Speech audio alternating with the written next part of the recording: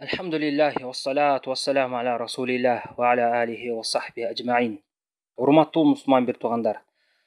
Азыркы күндө дүйнө жүзүндө чоң көйгөйгө айланган коронавирусуна байланыштуу акыркы күндөрдө пайгамбарыбыз саллаллаху алейхи вассалам атынан жалган кабарларды таратуу өнөкөткө айланып баратат.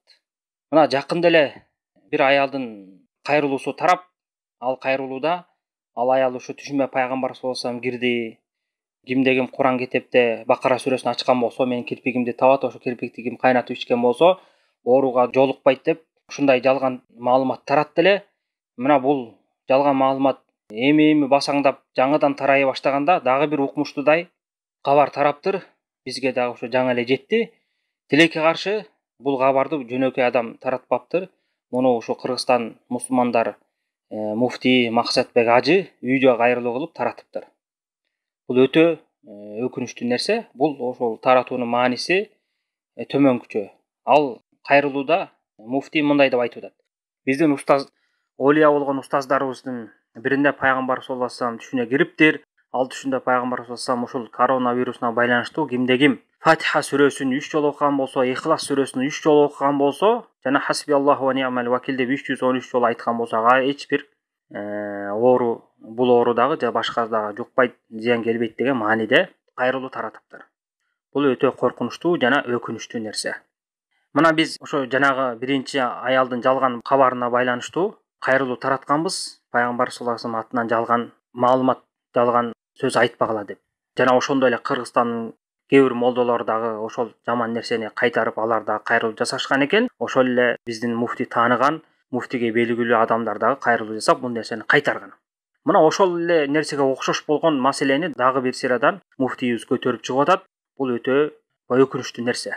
Бул маселеге ким кененирээк токтолуп, кененирээк кабар алам деген болсо, ошо Сүннөткө багыт каналына кирип YouTube'тен ошо жанагы жасаган кайрылууну угуп алса болот. Андан кийин мына бул муфтийнин кайрылуусуна дагы кыскача токтолуп кетели. Биринчиден Аллах субхана ва таала өзү Куранда бизге айтып атат, мындай деп: "Ал-яума акмалту лакум динакум ва атмамту алейкум ни'мати ва радиту лакум ислама дина."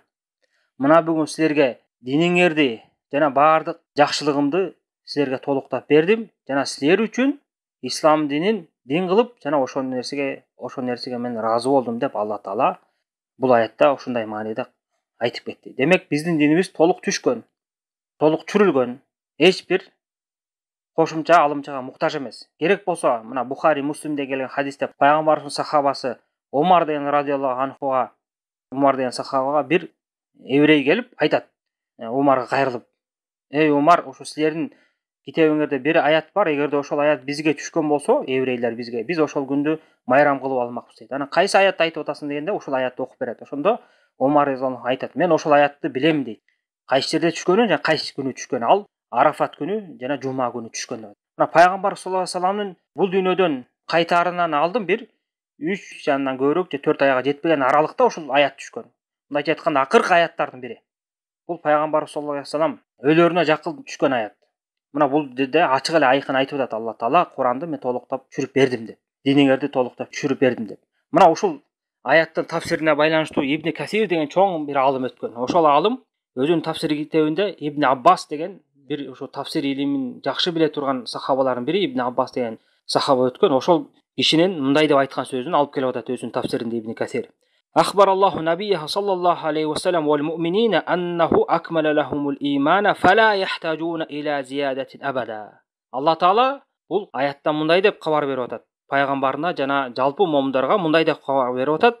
Алла таала алар үчүн диндерин, ыймандарын толук түшүрүп берди. Алар эч качан ашыкчага муктаж болушпайт айтып атат. Мына бул жерде Ибн Аббас да ачык айкын айтты. Момундар Куран түшүп бүткөндөн кийин, пайгамбар саллаллаху алейхи вассалам динди жеткирип бул дүйнөдөн өткөндөн кийин алар эч качан диндеги ашыкча болгон маселеге муктаж эмес.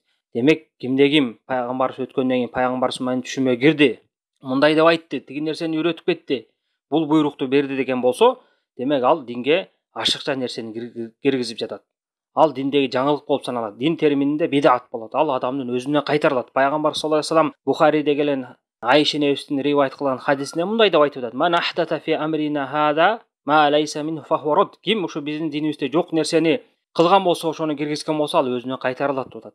Дагы Муслимдин риваятында мындай деп айтып атат. Ман амила амалан лайса алейхи амруна фахурат. Ким биздин динибизде биздин буйругубуз жок бир ишти амалды аткарган болсо, ал өзүнө кайтарылат. Демек, пайгамбар саллаллаху алейхи вассалам көрсөтүп кылбаган, пайгамбар саллаллаху алейхи вассалам айтпаган нерселерди ким кылган болсо, пайгамбар саллаллаху алейхи вассаламдан кийин, демек ал адам динге жаңылык киргизип аткан болот жана өзүнө кайтарылат. Ал адам кандай болсо да, анын кадыр баркы, илим даражасы жогору болсо дагы, кадыр баркы жогору болсо дагы, ага карабастан ошол адамдын өзүнө кайтарылат. Бул нерсе кабыл кылынбайт. Жана ошондой эле түш дагы ушундай нерсе.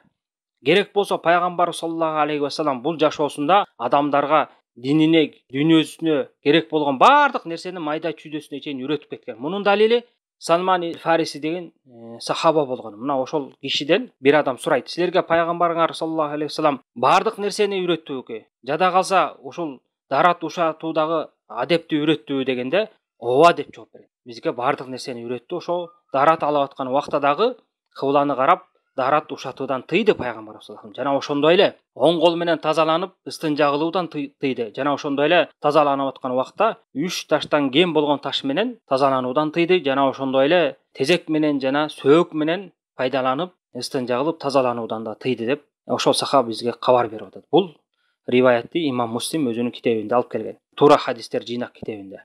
Мына карасаңыздар, мусулман бир туугандар. Биздин пайгамбар саллаллаху алейхи вассалам адамга керектүү болгон бардык нерсени үйрөткөн. Керек болсо мына дарат ушатуудагы бардык адептерди үйрөтүп кеткен. Демек, кимден ким пайгамбар саллаллаху алейхи вассаламдан кийин динге кайсы бир жаңылыкты киргизген болсо, ал өзүнө кайтарылат. Бул да түш дагы ошонун катарына кирет. Албетте, түш көрүүдө адамдар пайгамбар саллаллаху алейхи вассаламды көрүшү ыктымал. Бирок пайгамбар саллаллаху алейхи вассалам түшкө кирип, эч качан өзү динди жеткирип бүткөндөн кийин жаңыдан буйрук бербейт. Бул нерсени аткаргыла, тигиндей болду, муну кылсаңар мындай болот деп шариятта көрсөтүлбөгөн нерселерге буйрук бербейт. Эгерде ким ушинтип буйрук берди, пайгамбар саллаллаху алейхи вассалам мага ушуну үйрөтүп кетти деп айткан болсо, ал жалганчы. Ал туура эмес айтып атат. Жалганчы болот же жахил адам, бирөөнү ээрчип туура эмес сүйлөгөн адам болот. Пайгамбар саллаллаху алейхи вассалам өткөндөн кийин антип буйрук бербейт түштө. Ооба, пайгамбарыбызды көрүш ыктымал адам баласы. Бирок ошол пайгамбарыбызды көргөн адам пайгамбарыбыздын чыныгы сыпатын, келбетин жакшылап билиш керек. Аны кантип билет? Аны ошол пайгамбар саллаллаху алейхи вассаламдын сыпаты сыпатталган, келбеттери сүрөттөлгөн хадистер боюнча, алымдардын айтканы боюнча так анык билиш керек. Анан ошондо гана ал кишини көрүптүр деп ишенебиз. Анан көрүптүр деп ишенгендин аркасында ал мага ушундай буйрук берди деп айткан боло турган болсо, ал кабыл алынбайт. Демек, ал жалганчы. Бул түштүн маселеси мына ушундай, урматтуу мусулман бир туугандар. Мына ушундай чакырыктардан, жалган кабардардан алыс болуңуздар. Муну элдерге таратпаңыздар. Муфти айтса эле бул чын болуп калбайт. Биздин далил Куран сүннөт. Ар бир адам ким болбосун, эгерде бир сөздү сүйлөгөн болсо, ошол адамдын сөзү анын кадыр баркына, анын илимине карабастан Куран сүннөт менен таразаланыш керек. Эгер ошол адамдын сөзү Куранга, сүннөткө ылайык келип, туура келип аткан болсо кабыл алынат. Эгерде туура келбесе, ал кайтарылат өзүнө. Бул ислам алымдарынын ортосундагы бир ооздан кабыл алынган эреже. Биз адамдын кадыр баркына карабайбыз. Эгерде ал туура эмес сүйлөсө, туура эмес деп айтабыз. Туура эмес иш кылган болсо, туура эмес иш кылды деп айтабыз. Ошондуктан мусулман бир туугандар, мындай нерсеге эч качан көңүл бурбаңыздар. Жана дагы айта турган нерсе, бул жерде айтып кетип атат биздин олия устаздарыбыз деп. Анын олия экенин кантип далилдейбиз? Олия киши, ал мен олиямын деп эч качан айтпайт. Олия адам Куран сүннөттүн таразасынан чыкпайт. Куран сүннөттө кандай көрсөтүлгөн болсо, мына ошого амал кылган чыныгы таква адамды биз олия дейбиз. Олия киши пайгамбар саллаллаху алейхи вассалам мен түшүмө кирип мындай буйрук берди деп айтпайт. Олия киши Куран сүннөттө эмне көрсөтүлгөн болсо, ошонун аркасынан ээрчип ошону кылат. Мына урматтуу мусулман бир туугандар, мындай окуялар, мындай кыйынчылыктар пайгамбар саллаллаху алейхи вассалам өткөндөн кийин сахабалардын башына да келген. Сахабалардын доорунда да ушу чума оорусу катуу тараган. Керек болсо ошол ооруда сахабалар да көз жумуп, алар кайтыш болгон сахабалар болгон.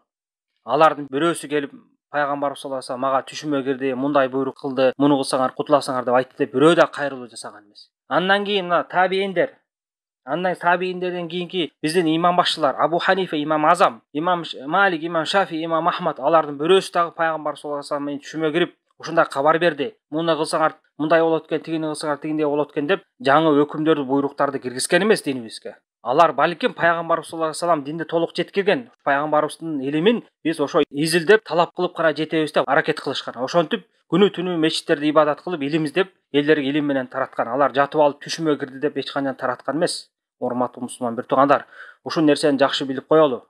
Пайгамбарыбыздын атынан жалган айтпайлы. Биздин динибиз эч качан жалганга муктаж эмес. Икаяттарга, түштөргө муктаж эмес. Биздин динибиз ачык айкын.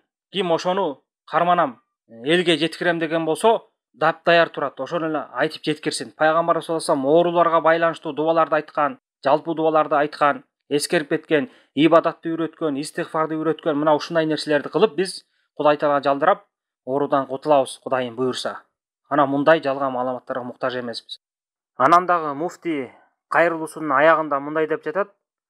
Албетте түш ислам дининде далили болуп бербесе дагы, далил болуп эсептелбесе дагы, пайдасы элге тиет деп үмүт кылабыз деп сөзүн аяктап бүтүрүп атат. Бул өтө таң калыштуу нерсе.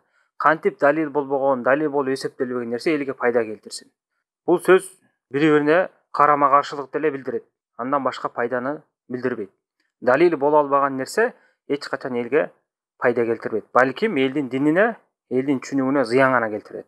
Бул демек ошо баштан бери айтылып келген икаяттын, түштүн туура эмес экени мына ошол сөздүн аягынан эле билип койсок болот. Бул киши өзү эле мойнуна алып атат. Бул түш ислам дининде далил боло албайт деп туруп, ошонун аркасында эми пайда келтирет үмүт кылабыз деп. Өтө таң калыштуу нерсе. Кантип ушул далил болбогон нерседен биз пайда алабыз? Бул дагы демек бул түштүн жалган экенине бир ачык айкын далил. Ошол себептен урматтуу мусулман бир туугандарым, дагы кайталап айтып кетейин, бул нерсеге ишенбеңиздер, мындай нерсени таратпаңыздар. Жана ошондой эле бул түш маселеси бул жеке бул нерсеге байланыштуу эмес. Буга окшогон далай жалган түштөр чыгышы ыктымал. Пайгамбарыбыз айтты, пайгамбарыбыз деди деген. Мындайдын бирөөсүнө дагы ишенбеңиздер. Динибиз Курандан жана пайгамбар саллаллаху алейхи вассалам калтырып кеткен осуяты, сүннөттөрдөн гана алынат. Валлаху а'лам.